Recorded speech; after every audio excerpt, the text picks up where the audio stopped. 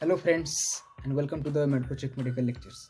और आज के हम लेक्चर में देखने वाले अम्बू बैग के बारे में। इसमें हम देखेंगे अम्बू बैग के इंडिकेशंस क्या क्या रहते हैं, इसके पार्ट्स क्या रहते हैं और इस पार्ट्स के फंक्शन क्या क्या रहते हैं। तो जब भी आप डेमोन्स्ट्रेशन में जाओ हवा के लिए तो उसमें आपको फोलेस कैथेटर रहता है और इसके साथ साथ आपका अम्बू बैग भी बहुत ही इंपॉर्टेंट आर्टिकल में से एक आता है। तो देखते हैं अम्बू बैग का क्या क्या रहता है जो कि आप एग्जामिनर को बता सकते हैं। तो सबसे पहले स्टार्ट करते हैं अम्बू बैग का लॉन्ग फॉर्म।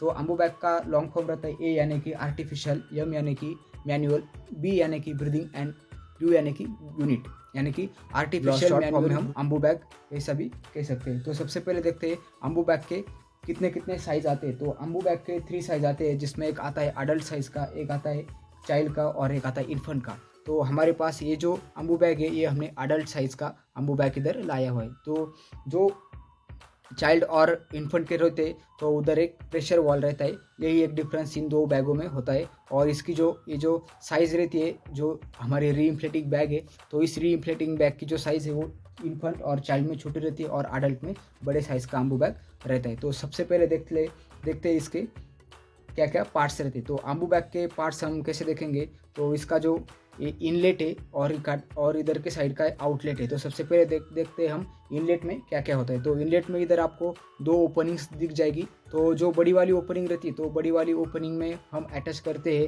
हमारा जो O2 रिजर्वायर बैग रहता है। तो O2 रिजर्वायर बैग हम इस बड़ी वाली ओपनिंग में अटैच करते हैं। और ये जो छोटी वाली जो ओपनिंग है, तो छोटी वाली ओपनिंग को हम हमारा जो O2 का सप्लाई, तो O2 कनेक्ट इधर O2 की जो ट्यूब रहती है वो हम इधर कनेक्ट करते हैं। देन इसके बाद ये जो आपको येलो कलर का चीज़ दिख रहा है, तो इस चीज़ को हम क्या कहते हैं, तो इस चीज़ को हम री इन्फ्लेटिंग वॉल कहते हैं। यानी कि जब भी आप इस बैग को प्रेस करेंगे तो इसका जो एयर है वो ये जो एयर है इस इधर का जो वॉल रहता है इसे यूनिडायरेक्शनल वॉल कहते हैं। तो इस वॉल से ये एयर पेशेंट के माउथ में जाता है और फिर लंग्स में जाता है। तो जब इसको री इन्फ्लेट होना पड़ता है तो री इन्फ्लेटिंग में आपका ये जो पीछे वाला वॉल है ये काम करता है, इसीलिए इसे री इन्फ्लेटिंग वॉल कहते हैं। देन उसके बाद देखते हैं हम ये जो मेन बैग रहते हैं, तो इस मेन बैग को हम री इन्फ्लेटिंग या फिर सेल्फ इन्फ्लेटिंग बैग कहते हैं। यानी कि जब भी हम इसको प्रेस करेंगे तो ये सेल्फ से फिर से उसके जो नॉर्मल पोजीशन में, तो नॉर्मल पोजीशन में आ जाता है। तो इसके लिए इसी वजह से इसे हम क्या कहते हैं, इसे हम कहते हैं सेल्फ इन्फ्लेटिंग बैग।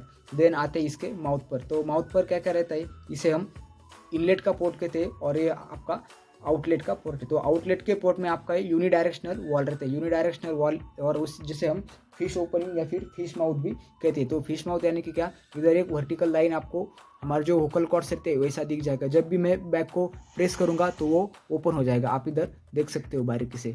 जैसे मैं बैग को प्रेस करता हूँ तो ओपन हो जाता है और जब बैग को छोड़ता हूँ तो वो क्लोज रहता है। यानी कि क्या, जब भी हम इसे प्रेस करेंगे तो इसका जो एयर है वो किधर जाएगा, पेशेंट के माउथ में जाएगा। और जब भी हम बैग को छोड़ देते हैं तो वो वॉल ऑफ रहता है और बैग इधर से बैक साइड से री इन्फ्लेट हो जाती है। तो ये थे हमारे अम्बू बैग के पार्ट्स, जिसमें आता है ये इनलेट का पोर्ट आता है और एक आउटलेट का पोर्ट आता है। तो इनलेट के पोर्ट में क्या क्या आता है, आपका एक बड़ा ओपनिंग आता है जिसे हम अटैच करते हैं हमारा O2 रिजर्वायर बैग, और जो छोटा पोर्ट रहता है इधर हम अटैच करते हैं आपका O2 का इनलेट। देन ये हमारी एक्चुअल बैग और इधर का आउटलेट में क्या आता है, आपका जो इधर का यूनिडायरेक्शनल वॉल है, तो इधर एक यूनिडायरेक्शनल वॉल रहते हैं। और ये जो ओपनिंग रहती है, तो इस ओपनिंग पर हम क्या लगाते हैं, इस ओपनिंग पर हम लगाते हैं। अब और क्या क्या इसको हम अटैच कर सकते हैं, या डायरेक्टली हम कई बार क्या करते हैं, जब हमारे पास के मास्क नहीं रहते या फिर पेशेंट को एंडोट्रेकियल या फिर ट्रेकियोस्टोमी ट्यूब रहती है, तो उस कंडीशन में हम ये जो ओपनिंग है ये हम सीधा उस एंडोट्रेकियल ट्यूब को या फिर जो ट्रेकियोस्टोमी किया हुआ है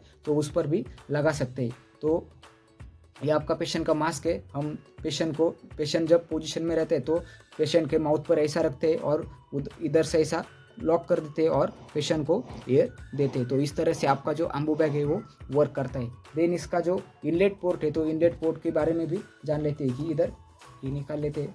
तो इनलेट पोर्ट में आपका क्या रहता है, इधर O2 रिजर्वायर बैग रहते हैं। तो देख लेते हैं O2 रिजर्वायर बैग क्या रहता है। तो ये जो बैग है इस बैग को हम O2 रिजर्वायर बैग कहते हैं। तो O2 रिजर्वायर बैग का क्या फंक्शन रहता है, जब भी हम पेशेंट को वेंटिलेट कर रहे होते हैं और पेशेंट को ऑक्सीजन का नीड होता है, तो उस कंडीशन में हम क्या करते हैं, इधर से हम ऑक्सीजन तो देते हैं, पर जब पेशेंट को ज़्यादा अमाउंट में ऑक्सीजन चाहिए तो उस कंडीशन में हम O2 रिजर्वायर बैग को इधर अटैच करते हैं। जब भी हम इधर ऑक्सीजन अटैच करेंगे तो आपका ये जो बैग है ये बैग क्या हो जाएगा, इन्फ्लेट हो जाएगा। और एक चीज़ आपको हमेशा ध्यान में रखनी है कि आपके बैग के आपका जो अम्बू बैग का जो ओरिजिनल जो बैग का साइज़ है और आपका जो ये जो रिजर्वायर बैग है इसमें डिफरेंस होना चाहिए। आपका जो O2 रिजर्वायर बैग का मिलीलीटर का वैल्यूम है वो हमेशा आपके बैग से ज़्यादा रहना चाहिए ताकि आप पेशेंट को 100% ऑक्सीजन प्रोवाइड कर सकते हो। तो ये हुआ अम्बू बैग के पार्ट के बारे में। देन देखते हैं इसके यूजेस क्या कह रहे थे। तो हम अम्बू बैग कार्डियक अरेस्ट में यूज़ कर सकते हैं। देन अगर पेशेंट को शॉर्ट टर्म वेंटिलेशन चाहिए तो शॉर्ट टर्म वेंटिलेशन में भी हम अम्बू बैग का यूज़ करते हैं। देन MRI CT स्कैन, और जब पेशेंट को शिफ्ट करना रहता है एक जगह से दूसरी जगह या फिर एक वार्ड से दूसरी वार्ड में, तो उस कंडीशन में भी हम अम्बू बैग का यूज़ करते हैं। देन CPR में बहुत ही इंपॉर्टेंट यूज़ है हमारे अम्बू बैग का। जब भी हम माउथ टू माउथ ब्रीदिंग देने में अनेबल रहते तो उस कंडीशन में अगर हमारे पास अम्बू बैग अवेलेबल है तो हम अम्बू बैग से भी पेशेंट को वेंटिलेट कर सकते हो। देन इसके बाद देखते हैं कि आपके जो कॉम्प्लिकेशंस क्या क्या आ सकते हैं जो जब आप पेशेंट पर अम्बू बैग यूज़ करते हो, तो उसके कॉम्प्लिकेशंस क्या क्या रहते हैं और उस कॉम्प्लिकेशंस को कैसे प्रिवेंट करा जा सकता है। तो सबसे पहले क्या होता है, पेशेंट को बैरोट्रामा होने के चांसेस बढ़ जाते हैं। तो बैरोट्रामा क्या रहता है, जब भी आप पेशेंट के माउथ पर जब बैग ऐसे लगाते हो और आप जब ऐसे कंटिन्यूसली उसको एयर देते हो, तो जब पेशेंट का जो लंग्स का एक नॉर्मल जो टाइडल वॉल्यूम रहता है, तो उस टाइडल वॉल्यूम से ज़्यादा जब एयर पेशेंट में जाता है तो उस वजह से पेशेंट को बैरोट्रामा होने का चांसेस रह जाता है। देन कई बार क्या होता है, जब आप पेशेंट को एयर देते हो तो उसका अगर ग्लॉटिस का पोजीशन या फिर इपीग्लॉटिस का पोजीशन नॉर्मल नहीं, तो वो एयर आपके पेशेंट के पेट में भी जा सकती है, जिसकी वजह से आपका स्टमक भी इन्फ्लेट हो जाता है। देन आपको एक बात हमेशा ध्यान रखनी है कि जब भी आप इधर प्रेस करो तो आपको साथ ही साथ में उधर पेशेंट का चेस्ट का इन्फ्लेशन होता है कि नहीं, ये भी आपको ऑब्जर्व करना है। देन कई बार क्या होता है कि पेशेंट का जो सिक्रीशंस है वो सिक्रीशंस इधर इसके वॉल में अटक जाती है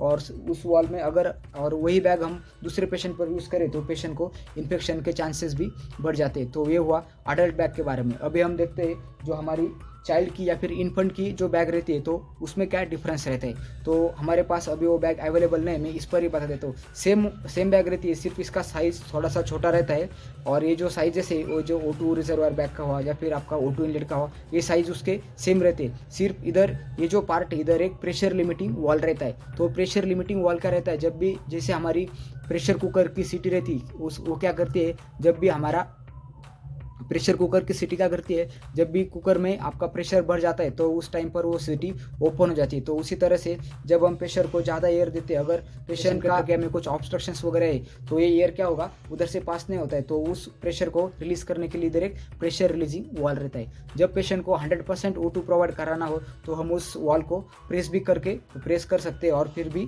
हम पेशेंट को एयर दे सकते हैं। तो ये था हमारे अम्बू बैग के बारे में। तो उसमें हमने क्या देखा, इसके पार्ट्स देखे, इसके यूजेस देखे और इसके कॉम्प्लिकेशंस और उनको कैसे प्रिवेंट करा जा सकता है, इसके बारे में हमने आज देखा। तो कौन से पार्ट है हम फिर से उसको एक बार रिवाइज कर लेते हैं। तो इनलेट और आउटलेट। तो इनलेट में आपके दो ओपनिंग्स आते हैं, जिसे हम इनलेट को दो ओपनिंग्स आते हैं। फर्स्ट आता है आपका जो O2 रिजर्वायर बैग के लिए आता है और सेकंड आता है आपका O2 जो डायरेक्टली आप O2 जिससे अटैच करते हैं। देन सेकंड आता है आपका आउटलेट। तो आउटलेट को हम क्या कहते हैं, पेशेंट आउटलेट भी कहते हैं। क्योंकि हम ये सीधा पेशेंट के मुंह पर अटैच करते हैं। तो ये और इधर एक रहता है आपका यूनिडायरेक्शनल वॉल रहता है और इधर क्या रहता है आपका बैग इन्फ्लेट करने वाला एक वॉल रहता है। जब भी हम बैग को प्रेस करते हैं तो आपकी जो एयर की जो डायरेक्शन रहती है तो आपके उधर मुंह से वो बाहर जाता है एयर, और जब बैग इन्फ्लेट होता है तो पीछे वाला वॉल ओपन होता है और इसमें एयर आ जाता है। तो this is all about the Ambu bag. अगर आपको वीडियो अच्छा लगता है तो वीडियो को लाइक करो, चैनल को सब्सक्राइब करो और इस वीडियो को आपके फ्रेंड के साथ शेयर करो ताकि वो भी अच्छे से वाइवा दे सकते हैं। Thank you friends.